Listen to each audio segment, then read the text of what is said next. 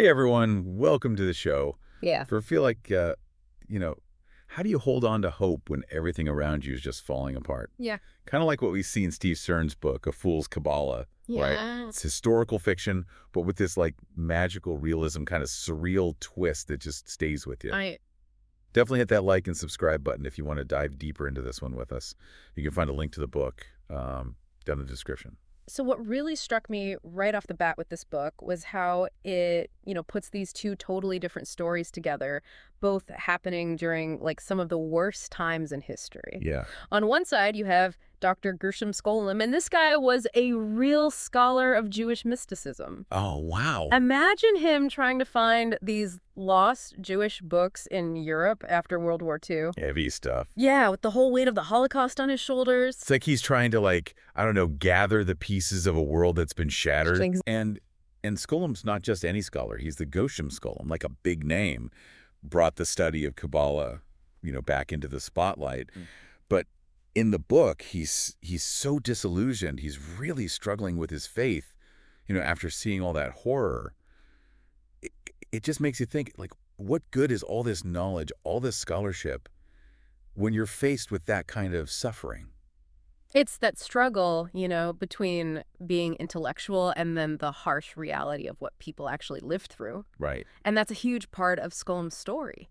Yeah. Trying to piece together a culture that was almost completely destroyed, while at the same time, his own beliefs are falling apart. Oof. It's deep, man. Anyone who's ever questioned their faith can probably relate to that. And then we have Menke Kleppfisch. Such a different character. He's a trickster living in a Polish shtetl during the Nazi occupation. Wow. It's wild. Yeah. Trying to outsmart Nazis with humor and playing with words. That's Menke. It's hard to imagine. Totally. It's almost like he's the fool from the title, right? Yeah, absolutely. He's that classic archetype, the wise fool. Yeah. Laughter and absurdity are his weapons, his shield against all that darkness. Interesting. And it's not just for laughs. It's how he survives, It's how he holds on to his humanity, his agency, when he's faced with unimaginable oppression. Yeah, the way Stern writes, it's like you almost forget how horrible their situation is. Right. Like, there's this scene where Menke convinces the Nazi commandant that they're digging a tunnel to Moscow. Oh, I remember that. It's hilarious. Yeah. But then it hits you, like this is their reality, and it's devastating. It's what makes Stern so good. He doesn't sugarcoat the horrors of the Holocaust, but he shows how people can be resilient. Even with dark humor, it can exist alongside tragedy. Yeah. It's a powerful reminder about how complex human experience really is. Yeah. Even in the darkest times, there can be hope, defiance, like a refusal to let the human spirit die. So we have these two really different characters, Scholem the scholar and Menke the trickster, both living in this world that's gone mad. But how are their stories connected? And what does this whole Kabbalah thing have to do with it? Well, they're both wrestling with these huge questions, right? Questions about faith, identity, what reality even is. Yeah, makes you think. But they come at it from completely opposite directions. Skolem's looking for answers in ancient texts, while Menke is living it out in the most absurd and dangerous way possible. Okay, I see that. But the thing that ties them together, that runs through both their stories, is Kabbalah. Kabbalah. Yeah, this mystical tradition that says there's more to reality than we see, a hidden meaning, connections we can't even imagine. So it's not just historical fiction, it's like a mystical puzzle. In a way, yeah. You mentioned that Kabbalah says that reality is more fluid than it seems. Right. Can you explain that a bit more? What does that even mean? Okay, so think of it like a tapestry. We usually just see the front, the pretty designs, right? But Kabbalah says there's a whole other side, a hidden part where all the threads are connected in ways we don't understand. Hidden connections. Yeah, and in A Fool's Kabbalah, we see this in how Scholem searches for knowledge and how Menke, somehow he's like manipulating things, bending reality almost. It's like in that scene when Scholem meets that book peddler in the cave, remember? Yeah. And the peddler offers him this weird book. Oh, yeah, the dangerous one. Yeah, like he's giving Scholem a peek behind the curtain, like saying, hey, there's more to this world than you think. Exactly. And this really pushes Scholem, makes him question more, doubt more. Kind of like what Menke is going through as he deals with this world that's getting weirder and more distorted. It's like their paths are coming together. Really. Yeah. Both realizing that the world, especially during these crazy times, isn't what it seems. Right, right. And sometimes to really get it, You got to look past the surface, past what's logical, and just embrace the mystery. Absolutely. You know, Scolem's whole journey in this book, it's not just about finding lost books. It's deeper than that. It reflects that bigger struggle of Jewish culture in Europe after the war. Imagine trying to put back together all these pieces of traditions and knowledge that were almost completely wiped out. Like he's saving bits of a broken world. Exactly. And it's not just old books. No. He meets real people, survivors, dealing with this unimaginable trauma. I keep thinking about that scene in the displaced persons camp. Heavy stuff. Breaks your heart. Right. These people lost everything, family, homes, their whole way of life.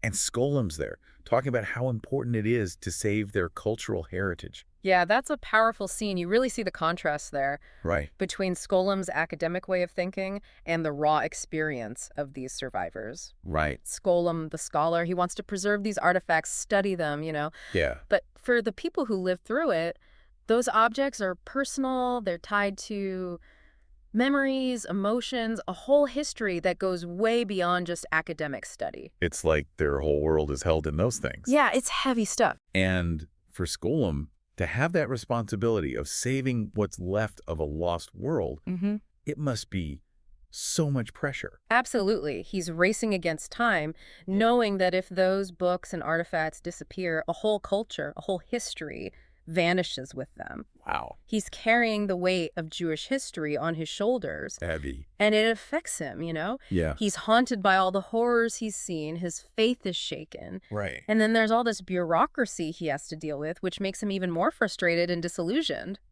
It's like, it's almost ironic, right? Yeah. He sets out to find these lost treasures, but along the way, he starts to lose himself. It's true. And Menke's story, in a weird way, it reflects that. Oh, really? Yeah. He starts off as this, like, carefree trickster. Right. But as the Nazis take over more and more, the humor gets darker, you know? More desperate. Dark humor. It's like the world around him is twisting, getting more and more absurd. Yeah. And his humor, it changes to reflect that. Interesting. He's still telling jokes, using wordplay to survive. Yeah. But there's this feeling of dread underneath, a feeling that the life he knew, the world he knew, is falling apart. But he never totally gives up, right? No, he doesn't. Even when he's in danger, he finds ways to make fun of the Nazis, to challenge their power, to show he's still human. Right. That's so brave. It is. It's like he's using humor to resist, to fight back against this force that's trying to dehumanize him. Yeah. And it's not just about staying alive physically, it's mental, emotional survival. Holding on to his sanity, his sense of self, when everything around him is crazy. It's like clinging to hope when all hope is gone. Exactly. You know, I have to admit, when I started reading, I didn't think I'd be rooting for a guy who's basically joking about the Holocaust. But with Menke, it's different. How so? He's not ignoring the horror. He's finding a way to deal with it, to find a little bit of light in the darkness. And that shows how resilient the human spirit can be. Right. It shows our ability to adapt, to resist, even in the worst situations. What do you think about how this connects back to the whole Kabbalah thing we were talking about? Well, it's like both Scholem and Menke, they're tapping into this hidden knowledge, this deeper understanding of the universe that goes beyond what's rational. It's not just a coincidence that their paths are crossing. It feels like there's something mystical at work, something we can't explain logically. It's like some invisible force is shaping their destinies, right? And it's all tied to this ancient wisdom of Kabbalah. But it's not just them, it's Stern himself. The way he weaves these stories, it's beautiful, but also really unsettling. Right. What I find so fascinating about A Fool's Kabbalah is how it shows the power of stories, not just for entertainment, but for survival, how people deal with trauma, how they find meaning in a world that often feels meaningless. It makes you think. Yeah. Scholem's literally trying to rescue stories, those lost texts. They hold a whole culture's history, their beliefs. And Menke, he's creating his own stories with his jokes and tall tales, helping him deal with this crazy reality. It shows you that stories aren't just words, they're like vessels of experience, resilience, hope. And you see that so clearly in that scene where Scholem's reading those Dickasim. Oh, yeah. It's like these community diaries. Records from the shtetls filled with everyday stuff, births, deaths, marriages, you know, all the little details. It's like a window into a lost world, a world that was full of life, even though things were tough. And knowing those communities are gone. Yeah, it's heartbreaking. Makes it even more powerful. But it's beautiful too, right? To see those glimpses of everyday life. It really emphasizes how important it is to save those stories. Absolutely. Not just for history, but for what they tell us about being human. These are stories of real people. They loved, they suffered, they found joy even when things were bad. And even though those communities are gone, their stories are still alive, passed down, kept alive in books and memories and the stories we tell. It's like this invisible thread connecting us to the past. Yeah. To those who came before us. Right. This shared human experience that goes beyond time and place. That's what I find so powerful about this book, A Fool's Kabbalah. It reminds us that even when everything seems lost, stories have power. Yeah. They can endure, offer comfort, connect us to something bigger than ourselves. Absolutely. It's about the power of tradition. Mm-hmm. The idea that even when it seems like everything's gone, stories can survive. And in surviving. And by surviving, they can offer hope, inspiration, a reminder that we're all part of something bigger. I think that's a message you really need these days. Oh, yeah. The world feels so chaotic sometimes, so absurd. Kind of like the world in Stern's book, right? Exactly. We need these stories that make us think, make us feel, stories that remind us of how strong the human spirit can be. So to anyone listening who hasn't read A Fool's Kabbalah, I really recommend checking it out. Yeah, it'll stay with you. It's a journey that will stick with you. It'll make you laugh. It'll make you cry. It'll make you question everything you thought you knew. And for those who have read it, let's talk. What parts stood out to you? What questions did it make you ask? Share your favorite moment in the comments.